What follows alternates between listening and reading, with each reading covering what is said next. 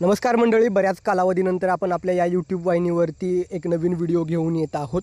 आपली मुख्य यूट्यूब वाहिनी आहे आम्ही फार्मासिस्ट या नावानं, ज्या ठिकाणी आपल्याला 83,000 सदस्य आहेत, ज्या ठिकाणी आपण औषधं, आरोग्य आणि फार्मसी विषयक माहिती मायबोली मराठीतून देत असतो.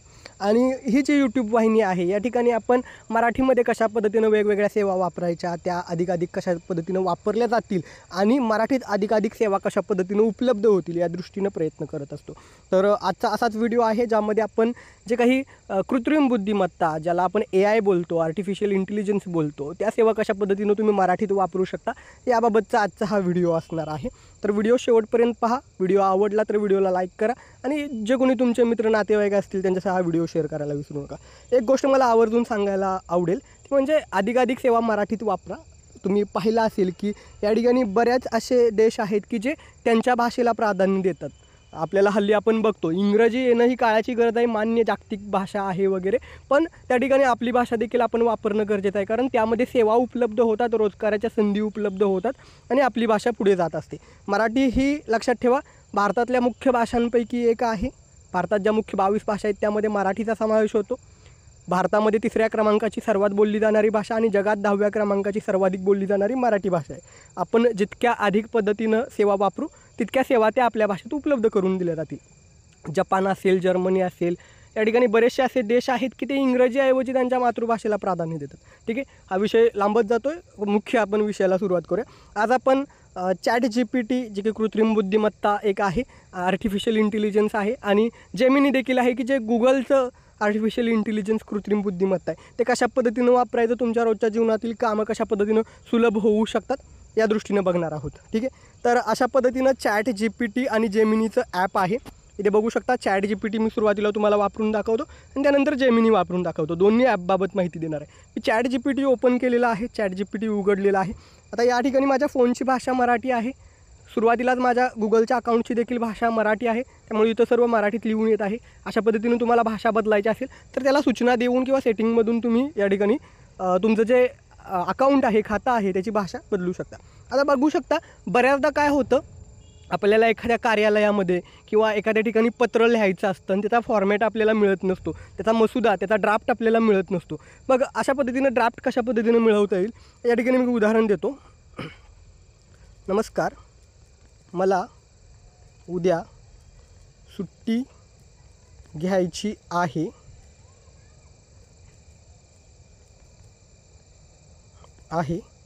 त्यासाठी पत्र लिहिण्यासाठी फॉर्मॅट द्या.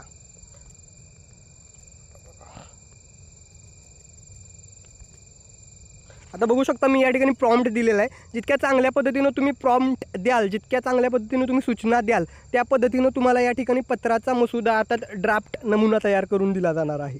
ठीक आहे, आता यांना असं वाटलं आहे की एखाद्या कॉलेज, महाविद्यालय किंवा कार्यालय, ऑफिस कशासाठी मी पत्र लिहित आहे म्हणून याने जेवढे पर्याय उपलब्ध आहेत तेवढे दिलेले आहेत. पण आता या ठिकाणी जर तुम्ही ह्याही गोष्टी नमूद केल्या असत्या, तुमच्या कार्यालयाचं नाव किंवा कुणासाठी तुम्हाला पत्र लिहायचं आहे अशा सूचना जर यात नमूद केल्या असत्या तर अगदी त्या पद्धतीनं त्यानं माहिती शोधून दिली असती. शिवाय तुम्हाला एखादी माहिती हवी असेल, एखादा निबंध लिहायचा आहे किंवा कशावरती तुम्हाला माहिती हवी आहे तर ते जर नमूद केलं तर त्यावरती तुम्हाला हे माहिती देखील शोधून देणार आहे. तर अशा पद्धतीने हा मसुदा घेऊन, ड्राफ्ट घेऊन, नमुना घेऊन त्यामध्ये तुम्हाला हवे ते बदल करून घेऊ शकता. हे जस्ट एक उदाहरण दिलेलं आहे, हे केवळ एक उदाहरण आहे. अशा पद्धतीनं तुम्हाला हवी ती कामं करून घेऊ शकता. आता ChatGPTचं कसं आहे, एक ठराविक मर्यादेपर्यंत तुम्हाला मेसेज या ठिकाणी फ्री आहेत. बाकी त्याच्या पुढं अधिक मेसेज करायचे असेल तर तुम्हाला त्या ठिकाणी त्यांचं पेड व्हर्जन घ्यावं लागतं, पण आवश्यकता नाही. बऱ्यापैकी रोजचं काम तुमचं फ्रीमध्ये होऊ शकतं. आणखीन एक महत्त्वाचा मुद्दा, जे विद्यार्थी आहेत, शाळा, कॉलेज, महाविद्यालयाचे विद्यार्थी, तर त्यांना देखील बऱ्याचदा काही प्रेझेंटेशन, सादरीकरण करायचं असतं आणि किंवा काही माहिती हवी असते, काही असाइनमेंट असतं. तुमचा जो काही प्रश्न असेल, तुमचा जो काही क्वेश्चन असेल तो या ठिकाणी तुम्ही टाकलात तर तुम्हाला त्या ठिकाणी ते माहिती देईल. एक जस्ट उदाहरण देतो. आता या ठिकाणी पहा, मला समजा या ठिकाणी एक मी विषय देतो, ह्युमन ॲनॅटॉमी इंट्रोडक्शन, आणि समजा हा विषय आहे फार्मसी सेम 1 प्रेझेंटेशन स्लाइड.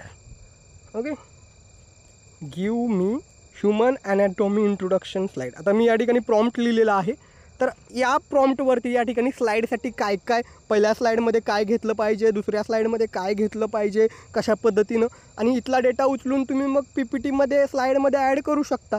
अशा पद्धतीनं तुमचं प्रेझेंटेशन करून होणार आहे. किंवा एखादा क्वेश्चन असेल तुमच्या असाइनमेंटचा, तो टाकलात आणि तिथं लिहिलं की मला एवढ्या मार्क्ससाठी ह्या क्वेश्चनसाठी आन्सर द्या किंवा एवढी माहिती द्या, तर ते देईल. पण लक्षात ठेवा, ही कृत्रिम बुद्धिमत्ता आर्टिफिशियल इंटेलिजन्स आहे, त्यामुळे तुमचं काम सुलभ होतं आहे. पण काम जरी सुलभ झालं तरी वाचणारा वेळ हा तुमचा अभ्यास करण्यासाठी द्या, तो इतर गोष्टींसाठी देऊ नका. ठीक आहे. आणि या ठिकाणी बाजूला एक पर्याय आहे बघा, यावरती क्लिक केलं तर तुम्ही बोलून याच्याशी प्रश्नांची उत्तरं देऊ शकता. नमस्कार ChatGPT.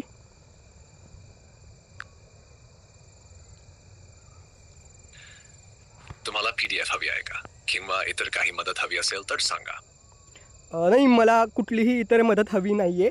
या ठिकाणी फक्त ChatGPT कशा पद्धतीनं बोलून आम्हाला रिस्पॉन्ड देतं यावरती एक मी व्हिडिओ बनवत आहे YouTube वाहिनीवरती मराठीमध्ये. तर त्याबाबतच मी तुमच्याशी बोलायला आलो आहे. तुम्ही कशा पद्धतीनं मदत करू शकता हे सांगू शकाल का? कोणकोणत्या विषयावर मदत करू शकता?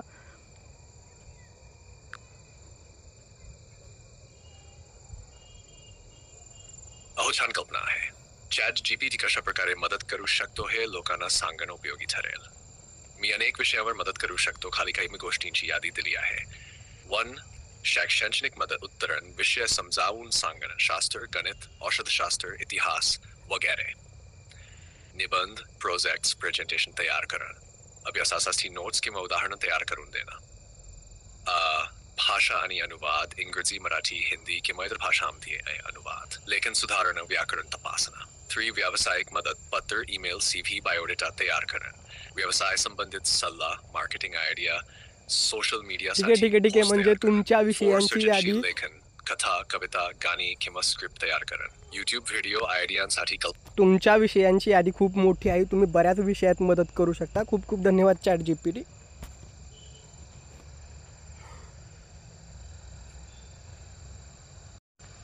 तर ठीक आहे, आता आपण ChatGPT बाबत माहिती बघितली. तर ChatGPT सारखं सेम गुगलचं जे आहे ते देखील काम करतं. आणि महत्त्वाची गोष्ट म्हणजे Gemini he free of cost आहे, पूर्णपणे मोफत आहे.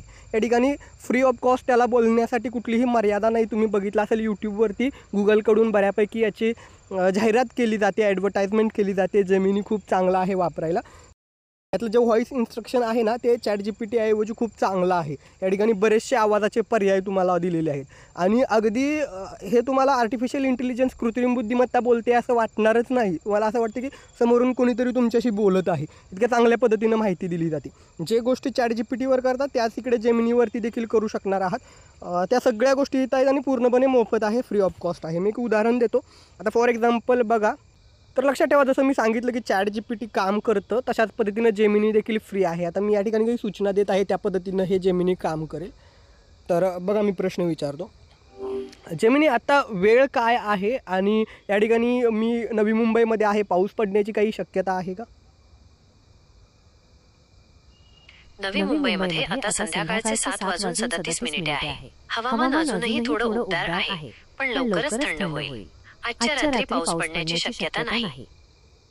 ठीक आहे. माझा आणखीन एक प्रश्न आहे. या ठिकाणी मला एका विषयावरती निबंध लिहायचा आहे किंवा त्याबाबत तुम्ही मला माहिती द्यावी अशी माझी इच्छा आहे. मराठी भाषेला अभिजात दर्जा मिळालेला आहे. तर अभिजात दर्जा काय असतो आणि मराठी भाषेचा ऐतिहासिक वारसा याबाबत थोडी माहिती द्याल का?